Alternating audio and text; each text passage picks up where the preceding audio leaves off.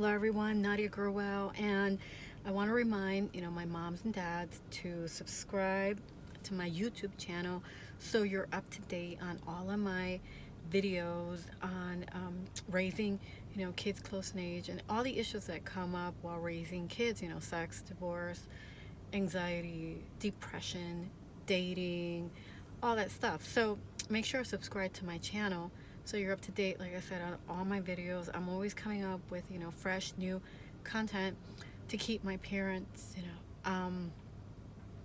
informed, and also to help them out whichever way that I can. So the topic today, right, on my video is I'm going to talk about my divorce. My divorce actually was final. I don't think I've done a video yet for YouTube on my divorce. I've done it for Periscope, I've done it for Facebook, but I haven't done it for YouTube. And so I was separated, right, for 2.5 years, and my divorce became final the 18th of December. And I thought, right, that like when it became final, that it would be easier for me, that I would be relieved, that things would I'd be happier, that things would be calmer. And then the way they are calmer, but it wasn't easier. Actually, it was a real struggle. It was a struggle. After that, I just got really sad again. Like I got overwhelmed with sadness and hopelessness, and because it was reality, because reality hit. Because it was real. It was something that I'd been planning for a while.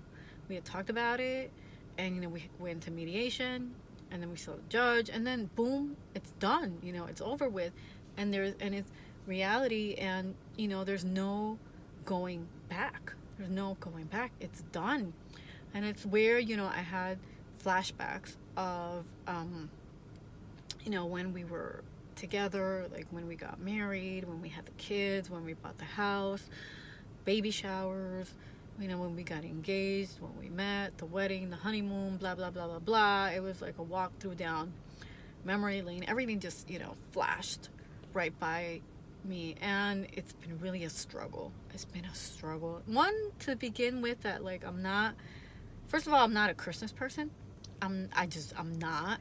So to have that come together with Christmas was even harder. I did tolerate it, for the kids, and so they can have a happy experience around Christmas, because I want them to enjoy it. But do I like Christmas? I really don't. Now, to me, when I first got separated, and throughout that whole time, it was devastating. It was absolutely devastating. A lot of people ask me, well, are you gonna have like a divorce party? I was like, I don't have nothing to celebrate. I just don't. Am I relieved? Yes. Am I looking forward to moving on with my life? Yes. But in itself, is it a celebration? Not really. I was full of sadness. I was overwhelmed with sadness. I wasn't scared anymore. I wasn't, because I knew, now I had a plan. I had a plan of what I was going to do with my life, and, how I was going to make money. And I took, all that time to work on myself, and, build on my skills, and just reinvent myself over and over and over and over. So that to me is not an issue, but it's the emotional toll that it's taken on me. It was very unexpected, very unexpected. Some people have said that it took them 6 months after to recover. It took them a year. It took them 2, and I was shocked. I was shocked. I thought after I signed the paperwork that just magically poof, I would feel better, and I don't. There are days that, I can see the light, but then there's other days where oh, it just sucks. It really sucks. And even though, it was the right decision, and I have no regrets about it, it just sucks. It's sad to look back and see what was, and now that it's not anymore. Um, Someone said, right, on Periscope, when I did a video on this, they were like, well, the first marriage, is the practice run.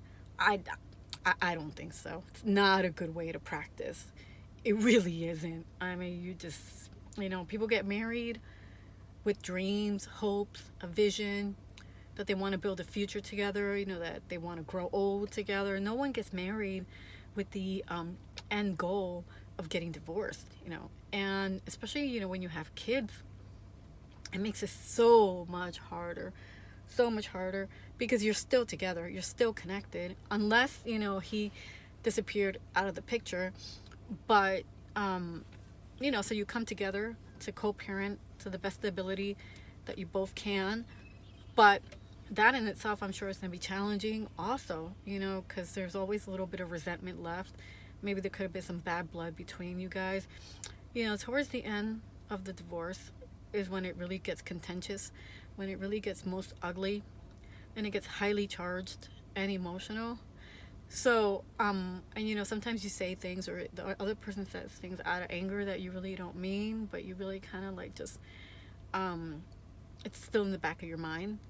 And then people, with money, it becomes really ugly, really, really ugly. People just get really petty and difficult over money, and I don't believe that should be the case. I mean, especially like if you're the mom and you're taking care of the kids, you should try to make her as comfortable as you can. I'm not saying, in any way, shape, or form to leave the dad high and dry and to leave him clean of any money, and where he's in the poorhouse, because that's not fair either to the father. But I believe, that mom should be comfortable. She should be comfortable being able to take care of the kids and, move on with her life. But I guess, what I'm saying is that I'm like just surprised, like how it just crept up on me, where I thought that I was going to be happy and relieved and feel better, but it wasn't the case. I felt, like I've said before, like I went through a funeral, like someone died, and here I am, mourning the loss of it. And that takes time to get through it, because that's exactly what it feels like to me, but it's not a death, but it's worse than one. There's all these memories that you have, that you reflect back on, that you think, and then you look at your kids, and then it's very, very, very, very difficult. Very difficult. I mean, do you get through it? Yes.